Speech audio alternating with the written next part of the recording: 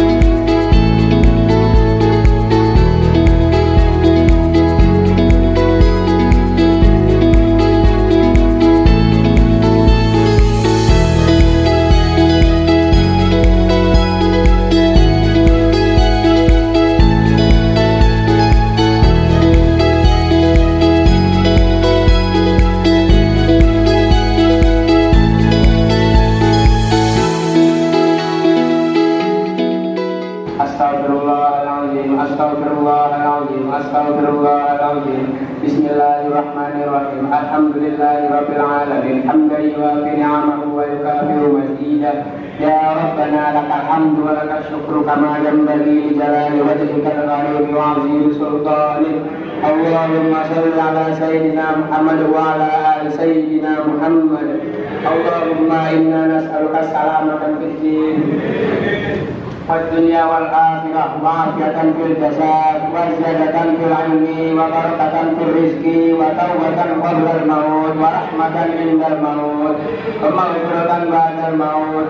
اللهم حول علينا في سكرة الموت والنجاة من النار والعفو عند الحساب. اللهم إنا نعوذ بك من العجز والكسل.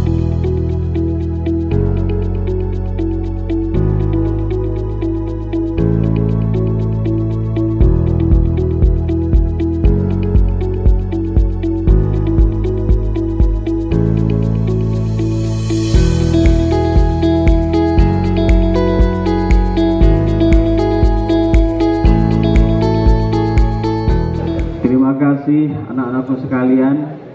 Bersyukur pada malam hari ini saya dengan kalian bersama-sama bisa untuk melaksanakan kegiatan mabit untuk yang perdana di semester 1 ini, supaya kita bersama-sama untuk meningkatkan keimanan dan ketakwaan dengan tema kita menjadi manusia dan remaja yang cerdas, akhlaknya yang berkualitas untuk menjadi manusia yang generasi hebat.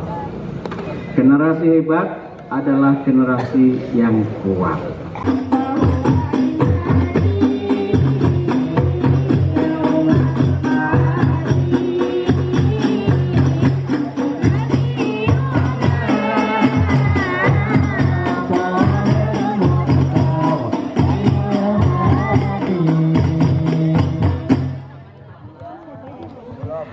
Ya Rasulullah,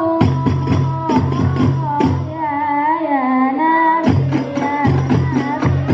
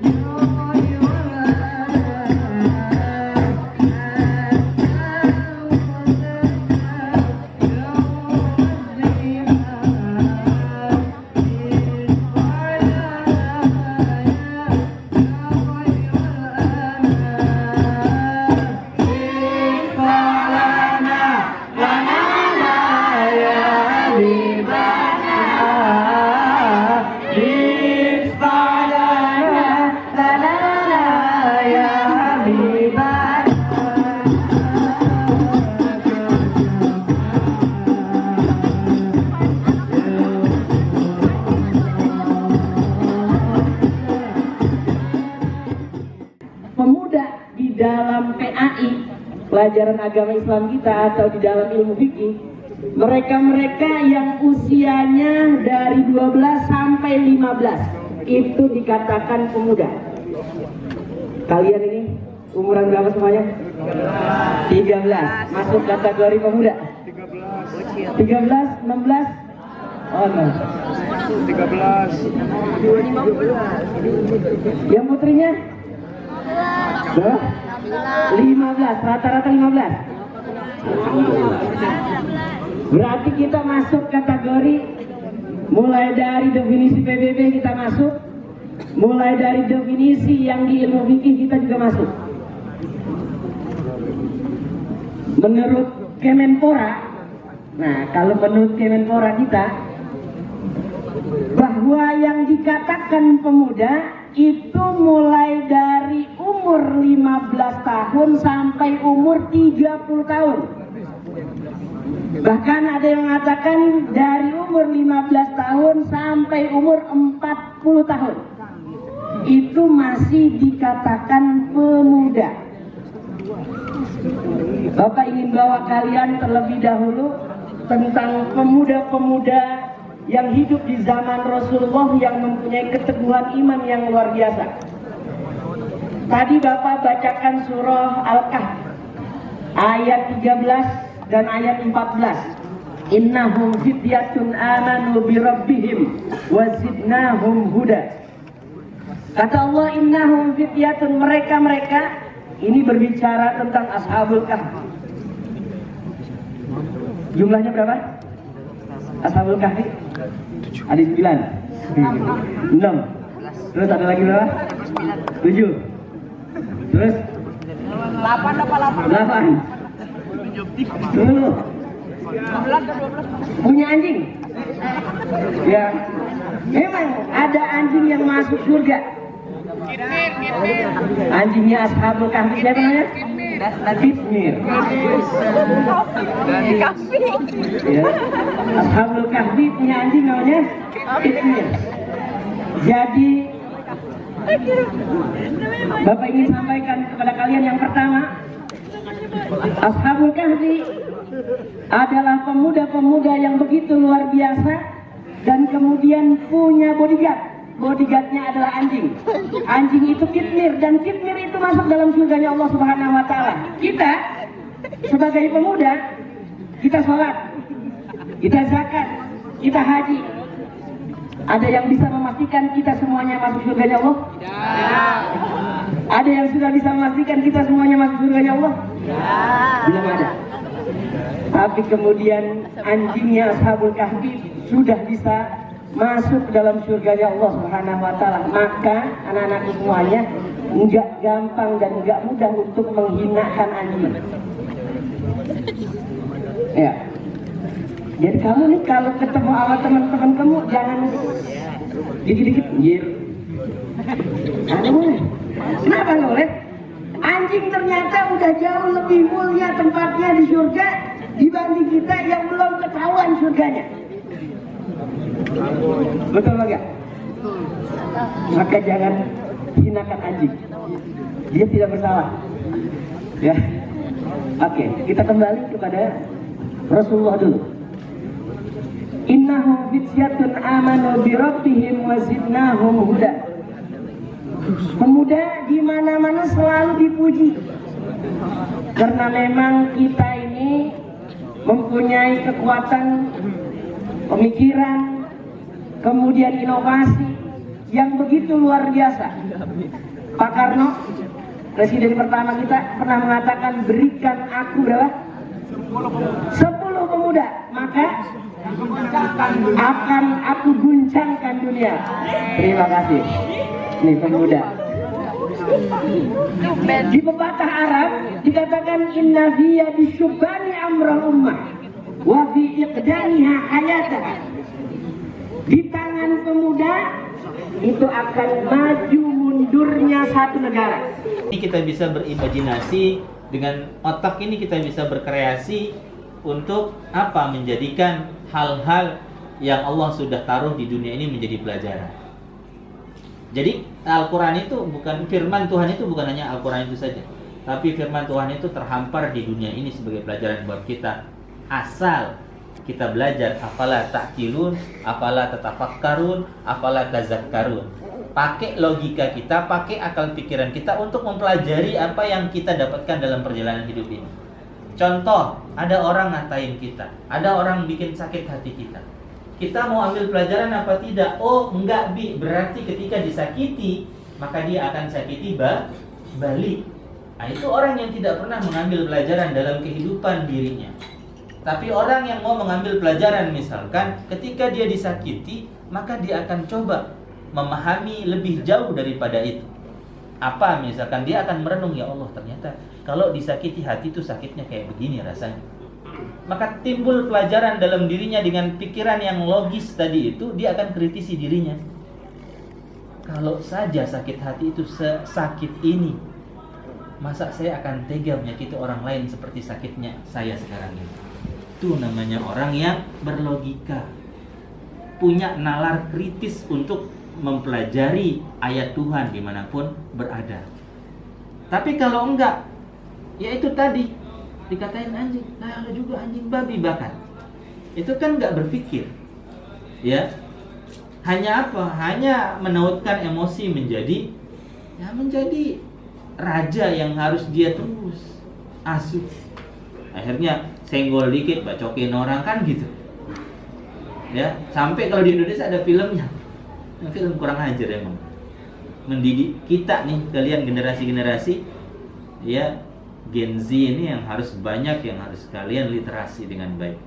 Ya, apalagi Al-Qur'an. Makanya yuk mari kita bangun logika berpikir yang baik, yang kritis tentang segala hal ini untuk menjadikan kita menjadi orang-orang yang kata Al-Qur'an, orang-orang yang berpikir, orang-orang yang menggunakan akal otaknya untuk membenahi, mempelajari ya Al-Qur'an, baik yang tertera dalam Al-Qur'an ataupun ayat-ayat Tuhan yang terhampar di muka bumi ini. Ya, itu saja untuk ya penyemangat lah ya, walaupun ada yang masih gantuk, ya walaupun ada yang ya Allah hati-hati ya. Ntar klepnya rusak. Nah, liur itu coba kalau nggak bisa ditahan ya kesini mulu kan, setiap hari setiap menit, ya Allah begini mulu kita ya. Baik, itu saja. Habis ini kita akan sama-sama merapikan kembali. Silakan nanti rapikan dulu bawaannya, lalu taruh di sebelah sini. Nah, kalau sudah kita bareng-bareng, meja kita tata lagi, kursi kita tata lagi. Baik, di depan Chandra sudah ada 3 orang murid Pangsel 2 Bekasi atau peserta didik yang ada di sini dalam rangka Mabit kelas 10. Aku Asya. Oke. Aku Karisa. Aku Nizwa. Aha. Kak mau tanya dong, hari ini kamu senang tidak? Senang. Oke. Senang banget. Senang banget karena ketemu teman-teman. Oke. Nah, apa sih yang kamu dapatkan dari acara Mabit kelas 10 pada hari ini? Saya merasa lebih Islamik dari sebelumnya. Oh gitu. Iya. Ya. Saya merasa saya lebih mengenal Islam lebih dalam. Aha. Nilai kebersamaan, terus sabar juga, karena tadi pagi kan ngaji dari abis subuh sampai 5:30 tuh kayak butuh kesabaran yang tinggi. Kayak berasa berada di pesantren gitu ya? Ya, betul. Tadi kan paling tidak mendapatkan nasihat lah ya dari kakak-kakak mentor kita atau mungkin bapak ibu guru. Apa sih yang nancap banget di otak kamu nasihatnya? Paling nancep banget itu tentang sholat, tata cara sholat yang benar. Aha. Ya, itu nancep banget di otak aku. Oke. Kalau aku adab di luar masjid ataupun di dalam masjid. Aha. Semalam yang ada ceramah tentang kisah Nabi yang mengajarkan tentang karakter sabarnya Nabi sama luar biasanya sikap Nabi. Dari 0 sampai 10 berapa sih nilai Mabit kelas 10 hari ini? 10. Oke. 10 juga. Aha. 10. Aha. BTW makanannya enak nggak tadi malam? Enak tapi kurang banyak. Oke. Tolong tambahin. Kalau menurut aku enak karena lagi lapar banget sih. Aha. Ya, enak. Enak banget karena makannya sama teman-teman juga. Oke. Kak, kata-kata hari ini dong. Kata-kata hari ini, tetap semangat menjalani hidup walaupun Anda sudah pengen nyerah. Oke. Jadilah Jadilah orang yang bermanfaat walaupun kamu nggak merasa diri kamu bermanfaat. Kata-kata ini, jadikan kegagalan sebagai pijakan untuk menuju keberhasilan. Oke. Paham. كان دمعي شوقا يا حبيبي إليك فاض قلبي عشقا بالصلاة عليك طارت روحي حبا في المنام إليك رمى كل قربا سيدي لبيك قلبي في المدينة وجد السكينة قال يا نبينا السلام عليك قلبي. Baik, di depan Chandra sudah ada Kak Kenzi, kemudian Kak Akmal, dan Kak Irsya. Kak, apa yang kamu dapatkan di mabit ini? Saya sih dapatnya banyak ilmu ya, terutama dari kisah-kisah perjuangan para sahabat-sahabat Nabi, kecerdasan buat masa depan generasi nanti kita. Oke, dapat apa nih hari ini? Saya senang karena saya bisa bersama-sama dengan teman-teman seperti itikaf, mengaji bareng, halakoh, dan seperti ada acara-acara seperti kajian. Itu sangat membantu saya dalam menambahkan ilmu dan wawasan-wawasan tentang Islam pada zaman dahulu saat seperti zamannya Nabi Muhammad dan zaman-zaman setelahnya. Oke, kalau kamu Kak? Kalau saya sih sama kayak mereka dan juga saya dapat banyak waktu kebersamaan, solidaritas, dan saya lebih bersyukur lagi karena saya masih bisa mabit. Oke, makasih ya Kak. Bermanfaat. Makasih ya. Iya. Dengan lancar dan nyaman ya, insya Allah. Nyaman sedikit ya. Iya, karena kalau nyamannya ya itu di rumah kalian pastinya. Ya. Dan sesuatu yang luar biasa itu tidak lahir dari yang nyaman. Ya. Pelaut yang handal itu tidak lahir dari lautan yang tenang, lautan yang nyaman. Tapi pelaut yang handal itu lahir dari lautan yang keras, yang punya batu, ya, terjal, karang yang dalam, arus yang kuat, dan seterusnya.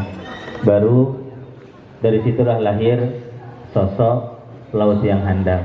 Sama, kita juga kalau ingin menjadi orang yang handal dalam dunia ini, maka keluarlah dari zona nyaman Anda, paksa diri Anda untuk terus mencoba, terus melakukan sesuatu yang mungkin ya tidak biasa menurut Anda. Makanya salah satunya mabit ini.